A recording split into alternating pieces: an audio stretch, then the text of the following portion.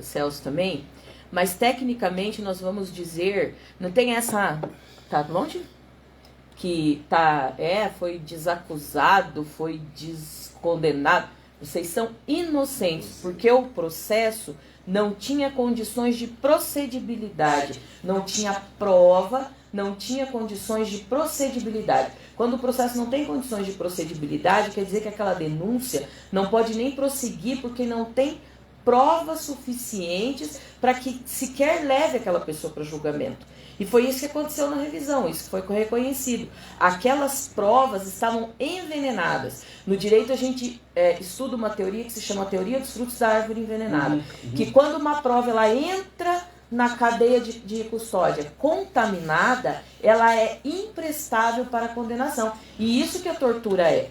A tortura que eles sofreram, que o Davi sofreu, que o Oswaldo sofreu. Depois o Davi vai contar um pouco também do que ele quiser contar pra gente, porque eu imagino que às vezes a gente, na empatia, a gente se coloca no lugar do outro.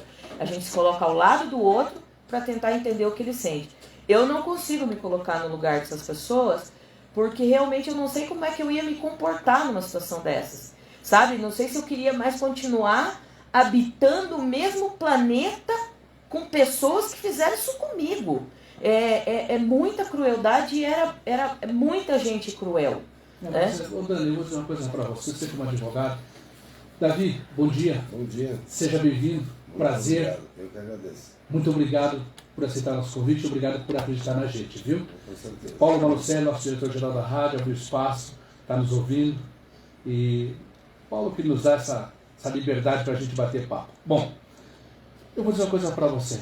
Eu tenho certeza que o Davi, o Oswaldo e todos os que foram absolvidos vão tocar a vida de uma forma diferente. Não é a mesma coisa mais, né, Davi? Não é mais a mesma coisa, porque mudou. Na verdade, hoje, a gente, de certa forma, eu falo por mim, Isso. eu passei esse tempo todo, que a gente teve que sempre andar escondido, né? A gente usar uma capa de homem invisível. Eu tinha sonhos de crescer, fazer alguma coisa por mim, mas a gente sempre esbarrou naquela... Você tinha quantos anos na época, né? 33 anos. Tá com quantos hoje? 63. Rapaz. Pô, foi tua vida, cara. A vida ela foi sugada, mas também eu digo que foi uma vida de aprendizado esse tempo todo. Então... Mas, Davi, mas que aprendizado é esse, cara? Que só te maltrataram, te machucaram? Um aprendizado que você aprende a não confiar, de saber onde pisa, tudo. E também eu, na minha ignorância, na época, da lama eu procurei tirar uma flor. Eu fui preso, eu tinha malemar o segundo ano da escola, não tinha estudo algum. Quando mandava ler algum papel, eu não conseguia ler, principalmente algumas palavras que hoje é científica, né? Laudo médico, essas coisas. Então, o que eu fiz? Eu fui para a escola. Quando eu saí da prisão, o tempo foi grande, eu saí com o segundo grau, na rua, fiz um curso, fiz vestibular, passei em 2 instituições, mas só pude ir na mais barata, porque não tinha condições. E aí eu fiz a faculdade de Direito, né? Não cheguei a terminar devido ao último julgamento, eu não terminei, não entreguei o meu TCC. Está lá ainda. Então o que acontece? Isso para mim foi alguma coisa boa que eu fiz que me fez acordar. E aí brigar pelos nossos direitos. Eu aprendi, que antes eu não sabia. Eu acho que se eu tivesse o mesmo pensamento que eu tenho hoje, a mesma inteligência, vamos dizer assim, eu acho que eles não tinham feito isso comigo. Porque eu saberia alguma coisa. Então sempre fui uma pessoa, na verdade... Eu acredito que não ia adiantar nada, Davi.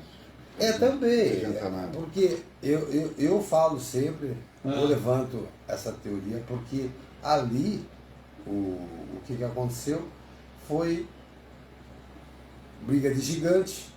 Depois, hoje, a gente sabe o que aconteceu. O governador não gostava de prefeito, um outro lá. Então, eram vários inimigos que usaram nós como... Era um embrólio lascado, gente. Era um embrólio. Era. Se você olhar no podcast daquele menino lá, for ver quando aquele assessor do Requião conta a história, ele confessa a forma que ele derrubou aquele outro governador Martinez, que estava prestes a ganhar. Sim, falecido Martinez. Não puxando para nenhum Martinez e Requião lutando. O que acontece? No último dia da eleição aparece um doido lá, não sei da onde, falando que a família do Martinez contratava pistoleiro para matar. Todo mundo condenou o Martinez e todo mundo votou nele. Então, quando eu vi eu não lembro o nome do cara, nem vale a pena falar o nome dele, mas quem conhece a história vai saber. Foi o mesmo cara que assessorou o cara nessa história. Ele encontrou o Diógenes, né, aquele mente capta lá, trazendo essa coisa, o governador disse, poxa, esse cara pode ser o bom para nós. Então, por isso que eu digo, o financiamento de tudo isso foi, acredito, que foi no próprio Estado, que financiou, porque o Diógenes ele não era um cara de posse, ele não era um cara de dinheiro, era uma pessoa que não tinha, nem leiro nem beira, ninguém dava. Sim. De repente, uma força maior, todo mundo fala, mas como esse cara tinha tanto poder para falar, acusar tudo? Ele tinha, porque ele tinha escosta quente. Sim. Não apareceu. Hoje ele reclama, hoje ele mesmo fala, se eu fui usado por governador, eu não sabia. Quer dizer, é lógico, né? Ele vai tirar a gente sabe quando a gente está fazendo uma coisa que não é certa. Lógico, né? Daniel, Ninguém consegue limpar a barra disso. O que o Davi quer dizer que o Estado financiou, ele quis dizer que o Estado acolheu o Estado a denúncia vazia, falsa. Exato. Deu condições, deu voz e vez. Voz, exatamente. A gente não podemos dizer que foi o Estado diretamente que armou isso. Não. Mas o que a gente está dizendo, o que a gente fala e bate o falo, e até o doutor Roberto Requião disse que ele não sabia do que estava acontecendo. Quem somos a gente para jogar mais? O secretário dele da época, Moacir Fravetti, Lembro. Ele deu uma reportagem ao vivo e disse, se for liberado, for absolvido, eu vou jogar em praça pública. Eu lembro disso como se fosse hoje. Então, eu fico assim admirado, um governador, não saber o que um assessor, secretário dele fala. E hoje eu até posso falar diferente. Nas minhas lives, nas reportagens, tudo que eu falei, quando a gente perguntava, como é o Ministério da Justiça, da Justiça, eu não conhecia. Eu conhecia da Injustiça do Paraná, o Ministério da Justiça do Paraná. Hoje eu posso dizer que da Justiça. E tive muitos casos que acontecem aí, esses julgamentos aqui no Paraná estranhos. Então hoje eu acredito que tem homens de bem nisso. Então o que ele falou também do aprendizado ali, a gente aprendeu uma coisa, sabe? Que o sofrimento que a gente passou calejou a gente. Não e a gente acredita de reclamar, não tem medo de falar. Eu acredito, Daniel, numa coisa, que todos nós somos uma obra de Deus. O dia a dia Deus vai pôr um tijolinho.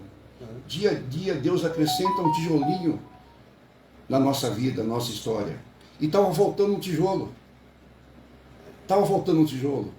Mas graças aos homens corajosos, esses embarcadores da justiça, os guerreiros, nosso advogado, que, por intermédio de Deus, esse tijolinho foi colocado. A nossa inocência, a verdade, o erro social. Oswaldo, deixa eu perguntar para vocês aqui, Oswaldo Marcineiro. E tudo isso que começou, cara, lá no começo, vamos voltar, é um filme, a gente vai voltar lá no começo lá.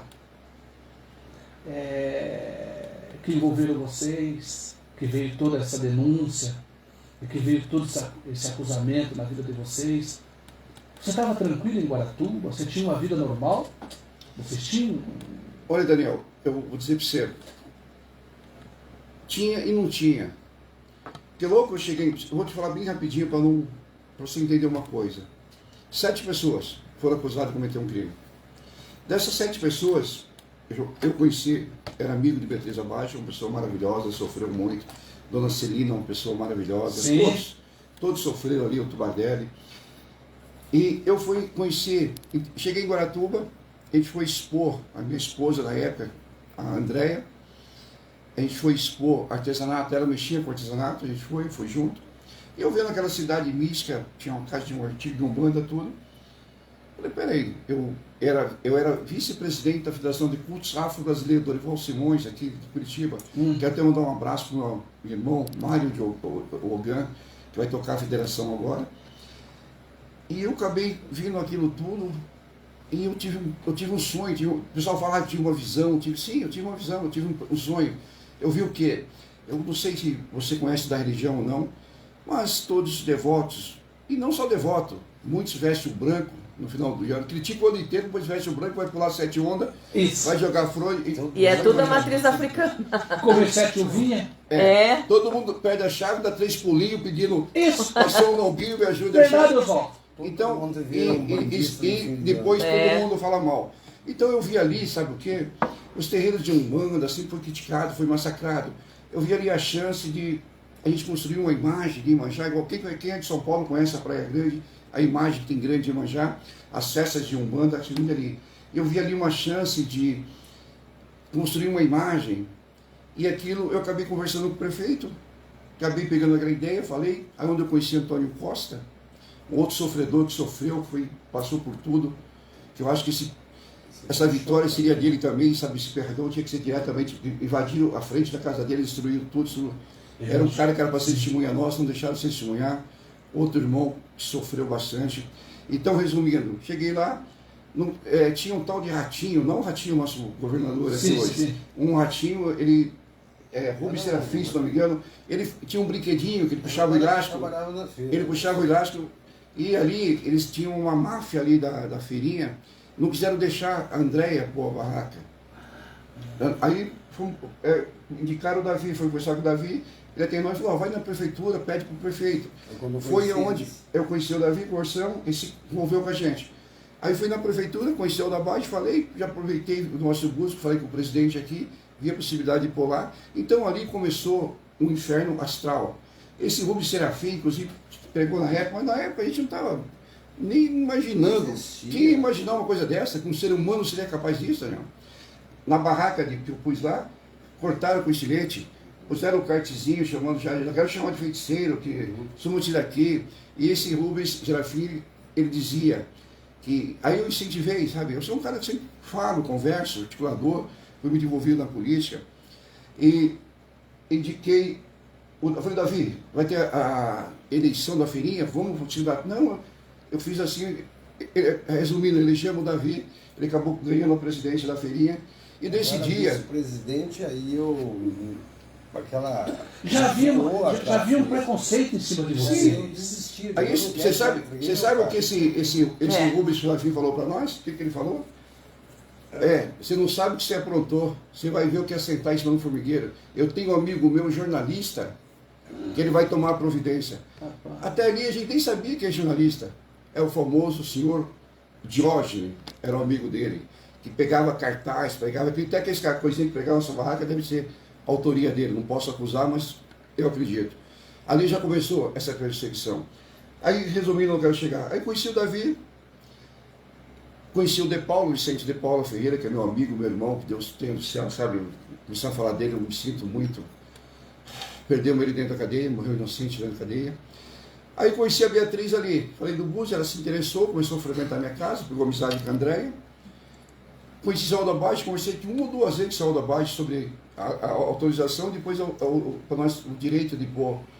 Ele falou assim para mim, olha, eu não sou da religião, eu não vou dizer para você que acredito ou não acredito, mas eu sei que o direito constitucional, qualquer religião pode, e eu não tenho nada contra.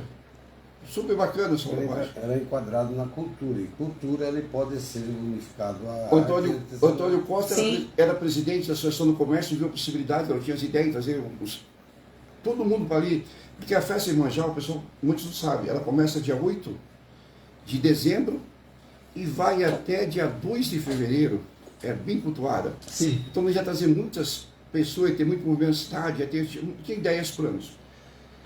Aí eu conheci o Aldo, falei 2 vezes com o Aldo, eu quero só finalizar para chegar no carro.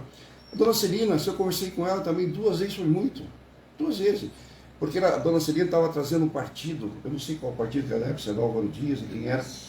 Ela estava trazendo um partido, e os ignorantes ainda nas torturas, nós apoiamos, obrigaram nós a falar que era para reeleição, nós estávamos fazendo trabalho para reeleger Alda Bage. Naquela época não tinha reeleição. E nós acabamos falando. Então, aí a dona Celina estava trazendo um partido para a cidade e precisava pegar homologações, né? E ela possivelmente ia se candidatar na próxima. Era o PDT.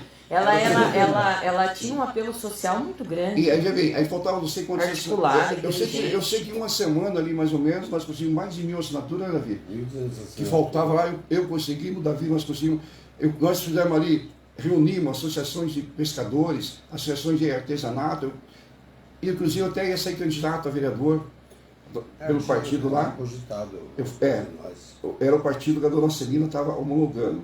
Aí eu conversei com a Celina 2 vezes. Onde, o Bardelli mesmo, eu acho que eu nunca conversei com o Bardelli diretamente, se eu conversei ou não. O Sérgio Cristofolino eu conversei porque ele alugava a casa, eu acabei alugando a casa da A Beatriz também conversava muito pouco. Não, a Beatriz eu tinha amizade, ela frequentava a minha casa, ela frequentava ali com a minha esposa. Onde eu quero chegar? Então uma pergunta. 7 pessoas.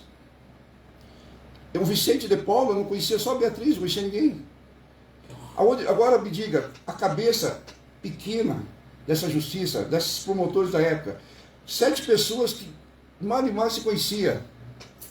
De repente, num belo dia de sol, se reuniram numa praça pública e falam assim: ô Daniel, vamos matar uma criança, vamos, você topa? Vamos.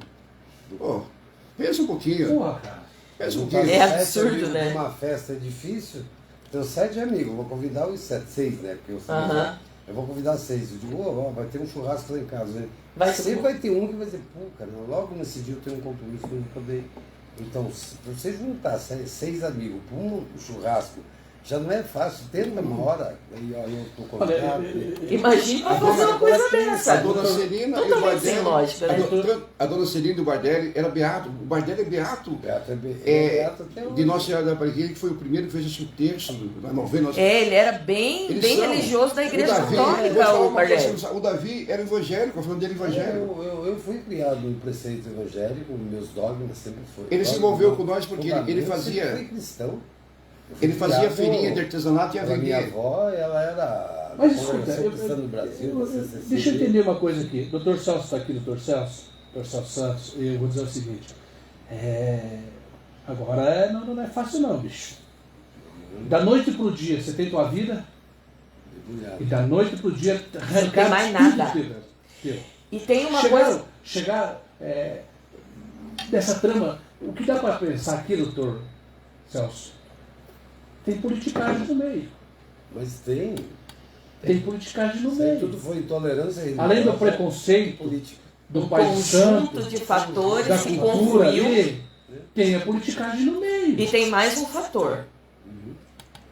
Que existia uma predisposição com relação à dona Celina, de uma situação que foi criada, né? De que, familiar. não vamos citar nomes, agora, se era uma situação familiar, fala assim, era amante do... Então tinha já essa perseguição, né? Sabe a tempestade perfeita? Parece a tempestade perfeita que criou uma situação absurda, né, para o nosso estado. Na realidade, eu vou resumir o caso Evandro. Eu vou resumir para você o caso Evandro. Eu não posso dizer, sabe, Daniel? Não posso mesmo. Minha humildade, o meu caráter e minha própria convicção, minha fé e religião não deixa eu fazer uma calúnia, falar uma coisa que eu não sei. E não era só índole. Eu não vou dizer que foi o Diógenes que matou essa criança. Eu não posso dizer, não posso acusar. Claro. Eu não posso dizer que foi o Diógenes que pegou aquele corpo e armou. Eu não posso dizer também que eu não sei, eu não vi. Eu não posso acusar uma pessoa inocente. Mas que arrumaram para tua cabeça, mas agora eu vou dizer que arrumar. O Diógenes Caetano é o responsável pelo caso Evandro. É o laborador do caso Evandro. Por quê? Tinha ciúmes do Dr. Alda Bage. O pai dele foi um grande prefeito na cidade, ele foi sempre quis ser e nunca foi. Tentou se candidatar para vereador, em cima da gente, tentou fazer campanha para o que fez, mas não teve nem 100 votos. A população nenhum já respondeu para ele. Então o que aconteceu? Diógenes foi o responsável pelo caso Evandro. Ele que imaculou, montou o teatro. O que aconteceu? Ele montou o teatro, precisava de autores para representar aquela peça. Quem melhor? E já tinha bronca da dona Celina, que ele tinha aquelas loucuras na cabeça dele. A mulher, que sempre foi honrada na cidade, ele já falava da mulher. Mas só que tentou, tinha vários processos batendo, só que ele não tinha onde dirigir. Então, o caso Evandro foi um cunho político, um cunho para atingir a família Bage, destruir a família Bage, ódio que ele tinha. E usou o quê? Usou a religião, usou a gente como um trampolim, onde deu intolerância para atingir. Porque, que nem eles falaram para nós, se nós fizermos isso com as mulheres, quando estavam torturando, imagina o que nós vamos fazer com vocês. Nós íamos morrer ali, Daniel. Eu tive medo. O medo acabou de falando tudo, de se perdendo em tudo. E uma coisa que eu vou falar aqui, que é importante a gente falar, tudo isso que a gente está conversando aqui, tudo tá no podcast do Ivan Mizanzuki, no livro do Ivan Mizanzuki e na série da Globo. Então, tudo que a gente está conversando aqui não tem novidade, não tem nenhum tipo de acusação, nada. Tudo isso, quem acompanha o caso desde sempre, como eu acompanho, quando aconteceu, Daniel de Oliveira, eu era menina, eu tinha 13 para 14 anos, e eu tinha um irmão que tinha mais ou menos aquela idade, a gente entende o pânico que aconteceu. E eu sempre achava aquela histeria coletiva uma loucura, né? Eu nunca acreditei nessa história. E eu tô aqui para dizer que ano que vem o Oswaldo já é conferencista confirmado, lá com o Christian Costa, que o Christian Costa é uma sumidade nacional e internacional em psicologia e psiquiatria criminal. Ele faz análise de vários casos no Brasil, até trouxe o livro aqui. Eu tive a honra de palestrar com ele há 8 anos atrás, e o Christian tem a mesma posição que eu tenho e que eu tinha na época. Isso, primeiro que na história da criminologia é muito difícil você encontrar crimes em grupo. Eu estudo serial killers, eu estudo a criminologia de uma maneira geral, mas como curiosa, porque não é a área que eu atuo. Mas eu estudando essas situações, a gente vê que não existe o crime em grupo que acontece, que é típico. Linchamento, por exemplo. Acontece aquela reunião de pessoas, é um crime de momento. Agora, um crime premeditado, com 7 pessoas, né, que nenhum desanda, que nenhum sai, isso não existe na história da criminologia. O Christian até falou isso na live de vocês ontem, né? E o Oswaldo vai estar lá ano que vem, Oswaldo? Sim. Que é o True Crime Brasil, né? É um evento que vai ter, uma conferência que vai ter em São Paulo. Eu não sei quantos dias vai ficar. Oswaldo, deixa eu dizer o seguinte, eu quero trazer aqui o doutor Celso também um pouquinho, passa para mim um pouquinho o microfone do ladinho só para ele um pouquinho, vou mostrar o doutor Celso Santos aqui, né, que é um dos advogados também que acompanham ele, né, aqui ó, doutor Celso. Bom dia, doutor Celso. Bom dia, Daniel. Bom dia, doutora Dani. Obrigado, primeiramente, em nos receber aqui, é uma honra muito grande estar com vocês. Inclusive o José Diniz acabou de mandar um abraço, é meu irmão. Obrigado, ele tá vendo a José Diniz, amigo de infância, amigo da adolescência, trabalhamos junto em rádio e televisão. O Diniz, se você tem uma ideia, doutor, doutor Diniz, ele foi o cara que abriu as portas da comunicação para mim. O cara que me trouxe por rádio para televisão, José Diniz. Doutor Celso, deixa eu te perguntar aqui, eu vendo tudo o desabafo, e hoje podendo falar de cabeça erguida, olho no olho, o Oswaldo Marceneiro, o Davi, o que a gente sente foi mais tipo um crime político, cara. Dá a impressão que é a política envolvida, foi politicado isso aí. Totalmente a política envolvida. Primeiramente, eu como na subseção de Venceslau Braz, eu sou representante das prerrogativas, eu tenho que dizer que eu estou aqui com a autorização do Dr. Figueiredo Basso. Doutor Figueiredo, um abraço, sensacional. Gigante. E por isso posso estar aqui conversando, né? Se existe um herói nesse caso, chama-se Figueiredo Bastos, um dos maiores, grande advogado, se não o maior advogado desse país. A questão política que... Bom dia, Davi, bom dia, Oswaldo, meus amigos. Bom dia. A questão política, certamente, foi o que iniciou todo esse caso. Né? São vários fatores. Como que acontece uma tragédia? Uma tragédia, ela na realidade não acontece por si só. É a união de vários fatores. Sim. Né? O primeiro deles, bem ponderou o doutor ontem, deram ouvidos, o Ministério Público deu ouvido a uma narrativa totalmente absurda, para não dizer dantesca, né?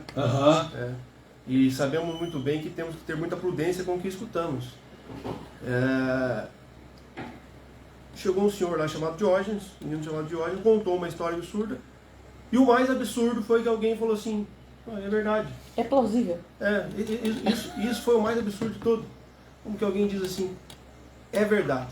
Logicamente que vivíamos um momento no país em que existiam sumiços de crianças, né? E a opinião pública,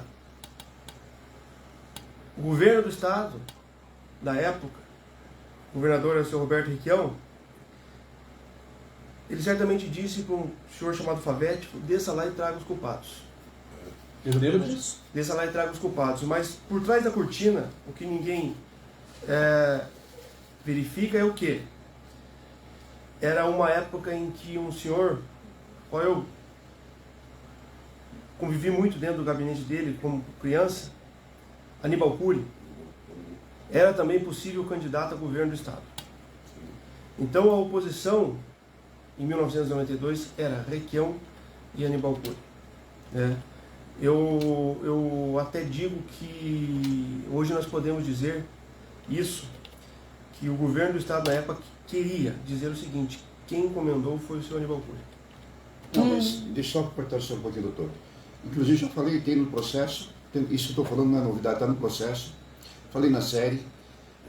Eu apoiei dentro dessa Secretaria da Justiça da época do Paraná, porque na época deram um chamado para nós, foi ameaçado lá na frente do doutor, nem vou chamar de doutor para mim, o seu Favete lá, porque eles mandaram a gente falar, o Aníbal Cury, o Buda, não sei porque ele falou Buda, o Aníbal Cury, que ele sabia de tudo, que ele padrinhou vocês, mandaram nós falar. E vou te falar uma coisa, Daniel, vou te falar, você sincero mesmo, até peço desculpas que hoje ele faleceu, deve estar nos altos, sabendo que eu estou vendo. Sim. A família dele, até peço desculpas. Eu ia falar tudo, quiser. Imagina, me ameaçaram. passando o que você estava Tiveram passando. coragem, sabe do que falar, né? Chegaram para mim e falaram assim: teu pai chama-se Eduardo Marceneiro, né? Você tem uma filha, tal, tenho. Você mora... Eu falei: nossa, como que ele sabe que meu pai chama... Eles estão ali, tem aquela porta, eles estão todos esperando você. Só fala isso aí que tem que falar, que você já sabe que tem que falar, que vocês vão embora, acabou, teu pai está ali. Eu falei: senhor, mas se vocês não falar, você vai ver o que vai acontecer com seu pai. Teu pai é um bruxo morto, vai ser jogado na praça, suas filhas estão ali, você acabou destruindo mais a gente ameaçando. A pressão psicológica é impressionante. Aí falou assim, outra coisa. Aí mandaram falar que o Aníbal Cury, que era isso, aquilo. Isso está nos processos, não estamos falando aqui agora. E outra coisa, eu ia falar, desculpa a família dele, que na época eu ia acabar envolvendo mais um coitado, como a gente acabou envolvendo até a própria família abaixo, naquelas acusações sobre tortura. Sabe, mas na hora do nervosismo, levaram nós naquela coletiva ali, e entramos ali, começaram um chute, pontapé, começaram um guincho, aí depois a gente começou a ver que até funcionários da própria ali. E um cara ameaçando por trás, não sei se era verdade ou mentira. Hoje a gente vê que era tudo coisa. Eles queriam soltar nós e atirar pelas costas, e nós tentamos fugir ou jogar em praça pública. Então o medo, só que no medo era tanto ali que... E só que tem uma coisa, na tortura lá, que eu passei na chácara do pai do Diógenes, na moção do seu governador Sois, eles prepararam tanto a gente que eles gravavam, falavam, repetia. Tem uma parte da gravação que mostrou na fita, vocês podem acompanhar, que eu digo: senhor, fala, quem é para mim falar? Fala que eu falo certinho. Mas tem certinho isso. Fala. Eu queria que eles me falassem o que era para falar, que eu não sabia, doutor Celso, eu não sabia. Então o que aconteceu? Você entendeu, Daniel? Para voltar o doutor, só que eu cortei. Na hora ali, nós já estávamos com aquilo, sabe quando você treina? Não aguenta mais, o corpo já não dá mais. Quando você treina uma coisa, você sabe que já está treinado para falar. Para a Assembleia, nós fomos levados no quartel da PM aqui, e lá fomos ensaiados, e eles sempre me levaram. E você sabe quando eles treinaram tanto nós para falar aquilo, que na hora ali que eu comecei a falar, eu comecei a falar aquilo que foi treinado. Eu não lembrei que ele mandou falar do Aníbal Cury ali na secretaria. Eu não lembrei, se eu lembrasse eu tinha falado. E porque eu não falei do Aníbal Cury, apoiamos um monte, porque não falamos dele.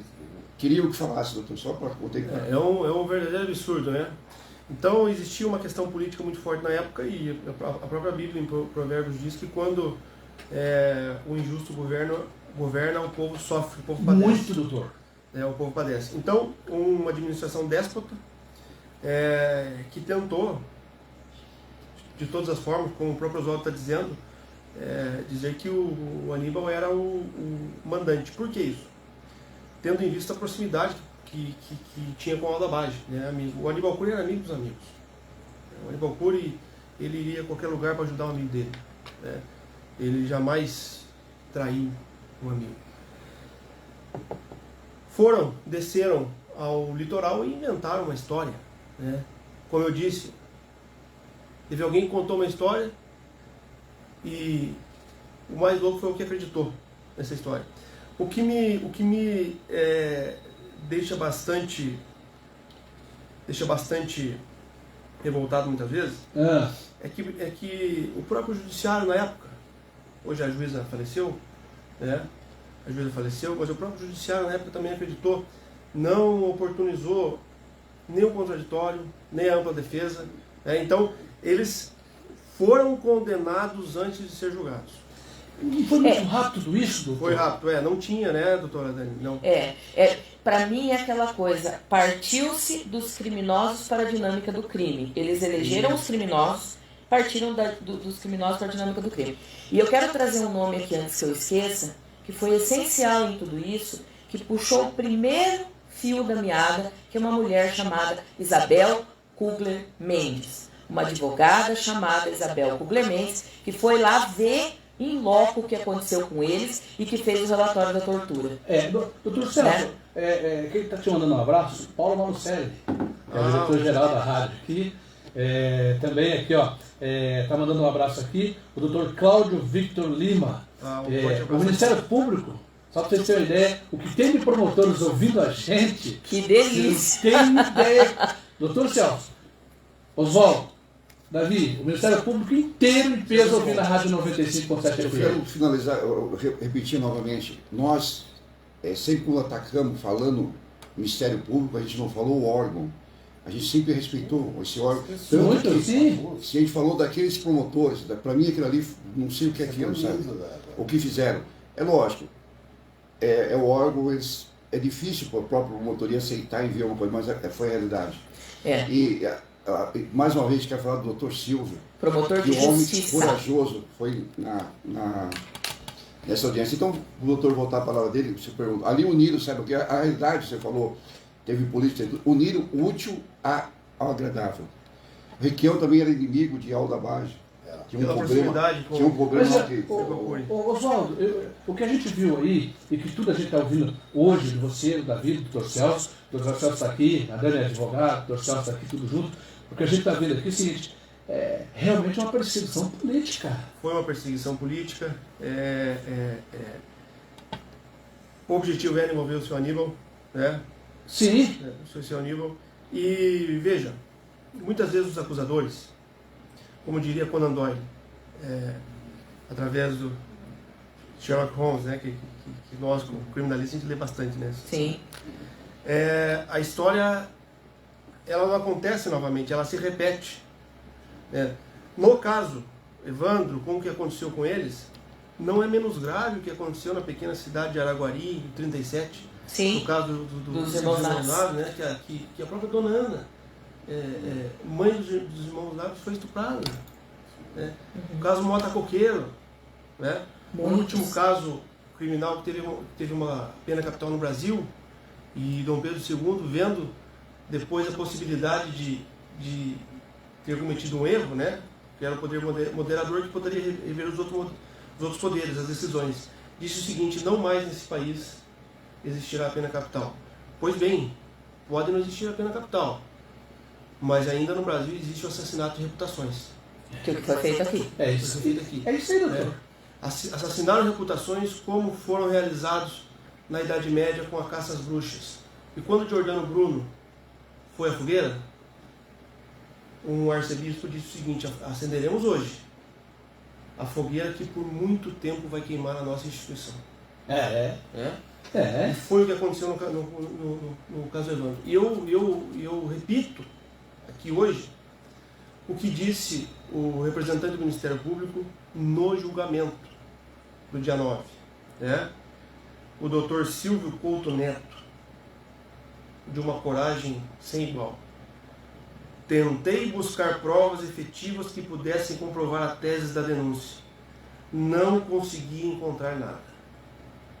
Foi o que o próprio Ministério Público, no momento da época, no julgamento ali do dia 9 de ontem, né? Disse, tentei buscar provas efetivas. Não consegui encontrar nada, né? Foi vencido por 3-2, em prol do reconhecimento do recurso do Oswaldo e do Davi, da Beatriz, da dona Celina, com um voto, eu digo que um voto espiritual, né, colocado por Deus ali, o seu doutor Adalberto Xisto. Ele até falou, eu fiquei 15 dias nas minhas férias estudando o caso. Reconheceu as torturas, um voto extremamente sábio do Dr. Gamaliel, uma sabedoria sem igual. Um voto de convicção. E acompanhado pelo Dr. Patitucci, né? Mas por trás de tudo isso, Guaratuba realmente é uma cidade muito mística, né? O objetivo principal que se perdeu,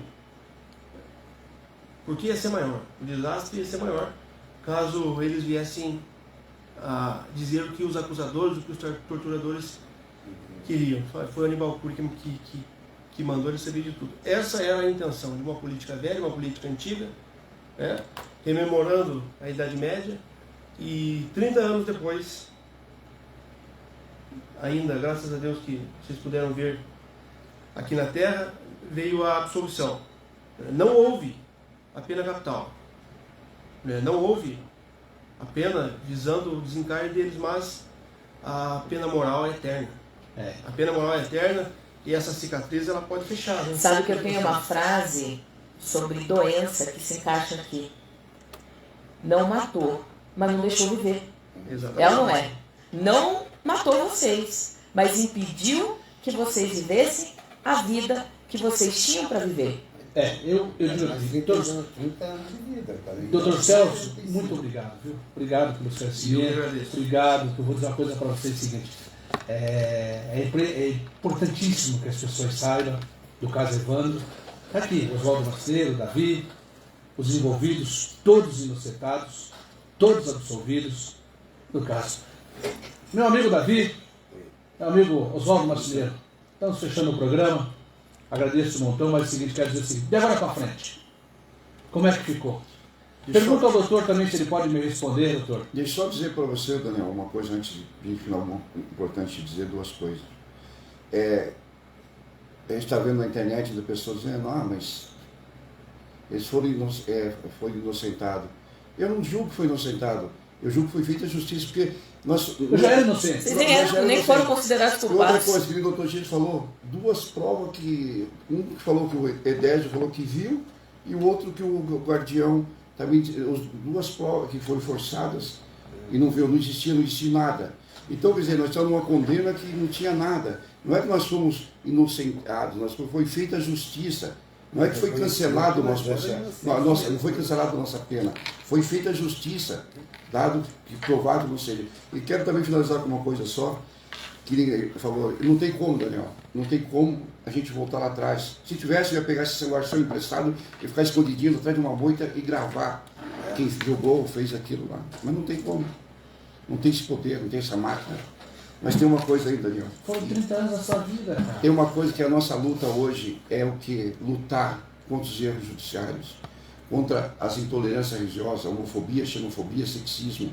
Essa é a nossa luta.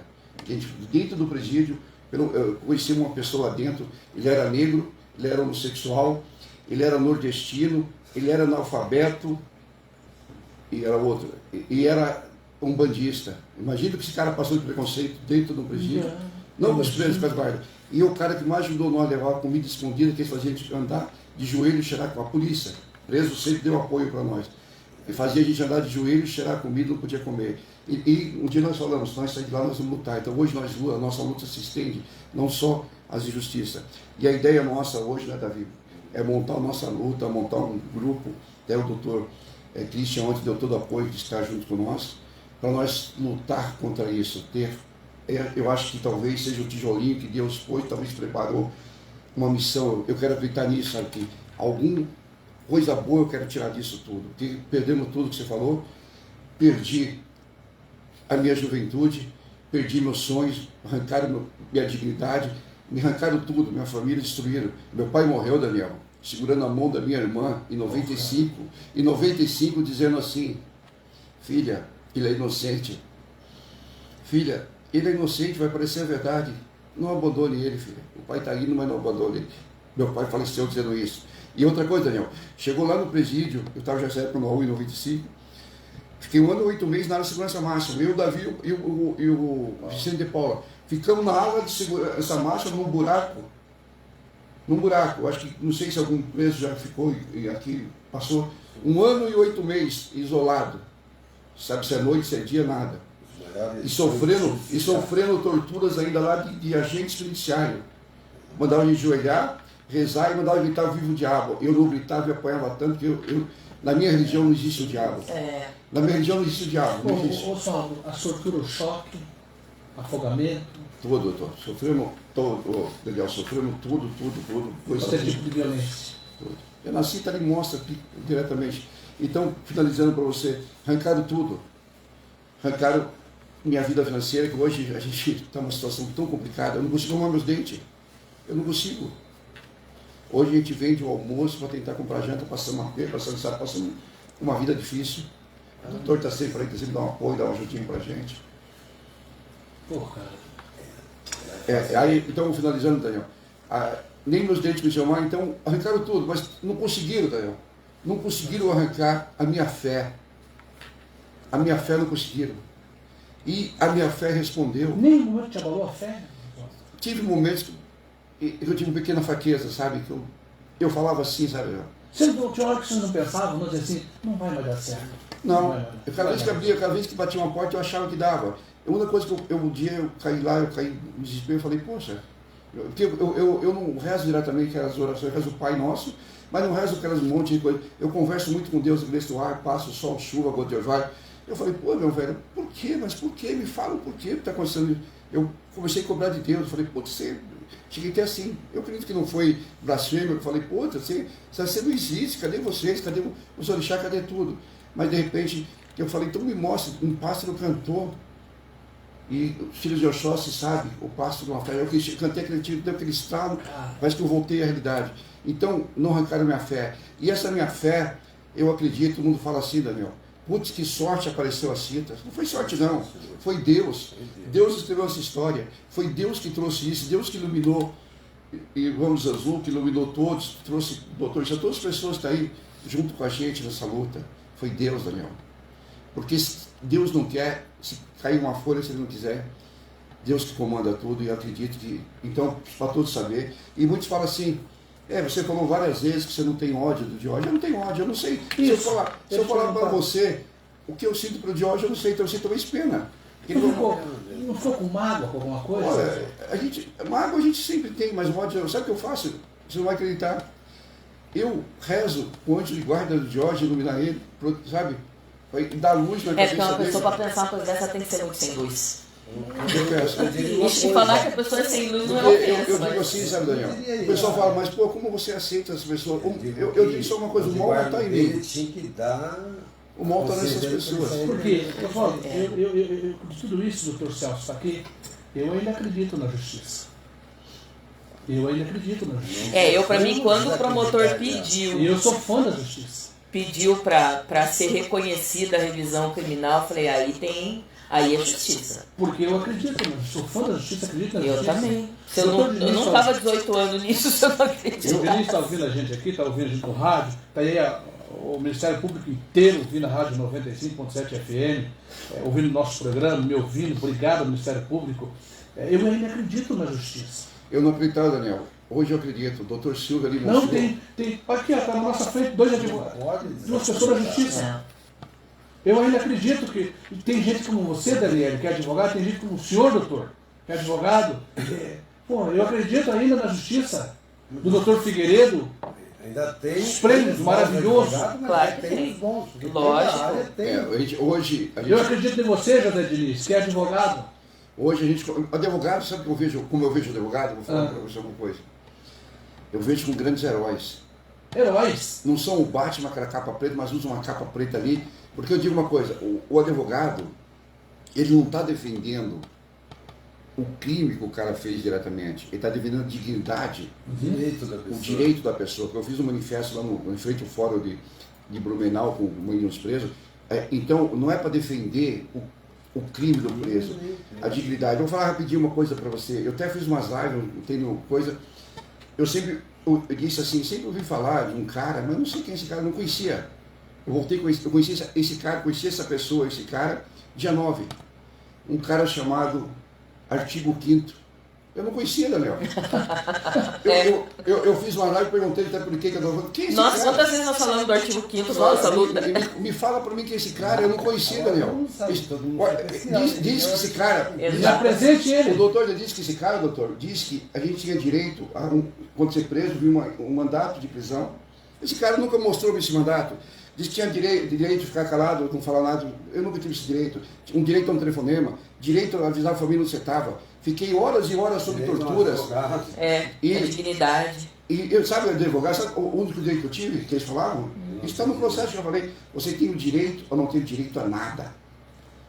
Então, eu não conhecia esse artigo. Quem que era esse cara, eu perguntava. Mas eu conheci o doutor Silvio, o doutor X, os outros mostraram para mim quem é esse cara, ele existe.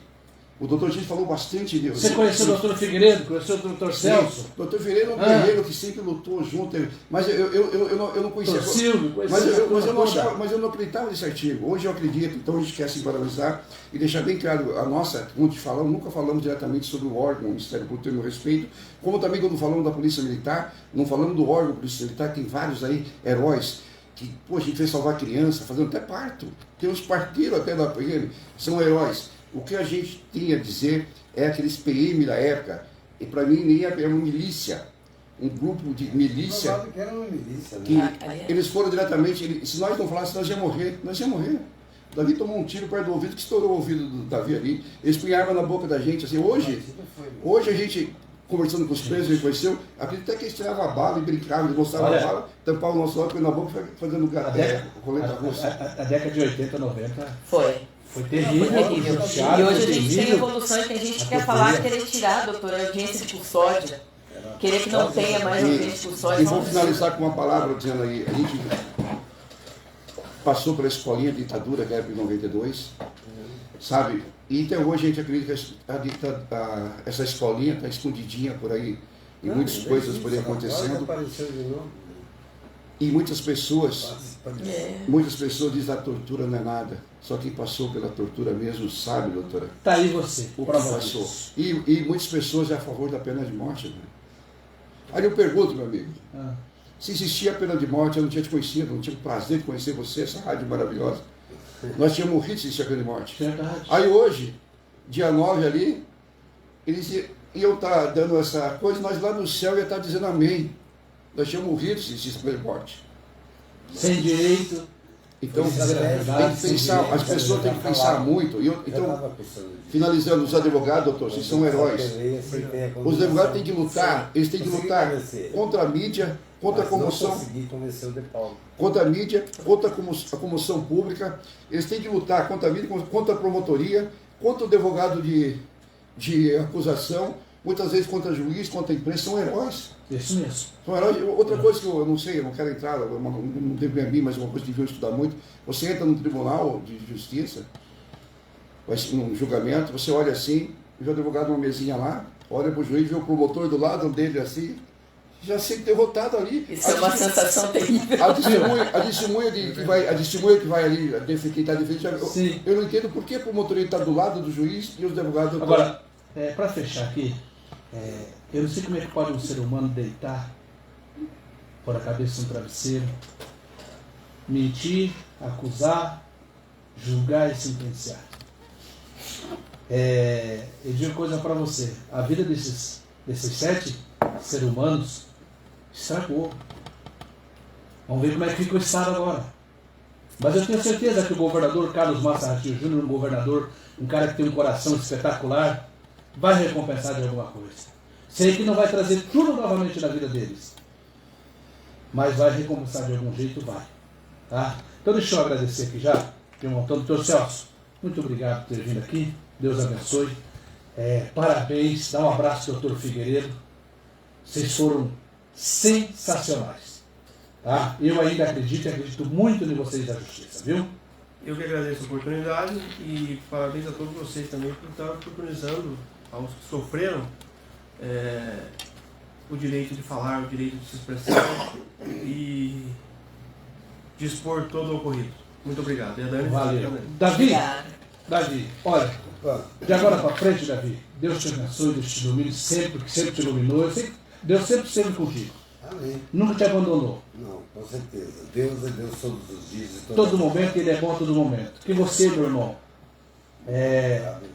curta esse momento. Agora eu estou acordando, eu fiquei extasiado, fiquei meio. Não sabia. A ficha ainda não caiu? Não tinha caído agora, hoje, por exemplo. Eu já acordei melhor. Eu digo, foi verdade, sim, eu não sonhei, porque sonhei muitas vezes com isso. A hora que acordava não era verdade. E dessa vez sonhei acordado e foi. O que às vezes eu sei que advogado, tanto que eu quis trilhar essa carreira, mas já a idade já não deixou. Pode, agora força. Vai retomar. Então, a decisão, eu vi lá no coisa, quando eles falaram que nós dois desistimos, né, e aceitamos a condenação. Foi onde eu falei que eu fui muito criticado na época, quando eu aceitei a condenação. Eu só não quero morrer na cadeia. No que você estava Porque certo. quando o advogado nos procurou e disse, ó, a última coisa que eu vou fazer para vocês é desapelar essa cadeia. Apelar ou desapelar. Digo, doutor, mas se o senhor apelar e nós vamos ficar à mercê, né, do Estado, vamos dizer assim, quem que vai defender nós? Quem que vai fazer defender nós sobre isso e tal? Eu disse, bom, vocês vão ter que ganhar um advogado do Estado. Eu digo, não. Eu decidi, para mim, não impus para ele nem para o outro, eu digo, doutor, eu já estou decidido, o senhor pode que eu desapele, deixa eu seguir o rumo. Por quê? Nós já pagamos uma cadeia que não devia. Então o que vai acontecer? Eu vou aceitar, o Estado vai ficar alegre, ó, ele aceitou, pronto. Quero o resto da não minha vai mais vida. me perturbar, eu vou entrar com pedido condicional e vou sair para a rua, eu vou entrar com pedido condicional, vou sair para a rua, porque isso é uma coisa que qualquer um pode fazer, né? Sim. Lá dentro, lá fora, você encontra alguém. E fiz. Aí passei para o Oswaldo e disse, Oswaldo, eu vou seguir. Ele vai dizer, porque eu fui falar com ele primeiro, ele vai desistir de nós, vai abandonar isso.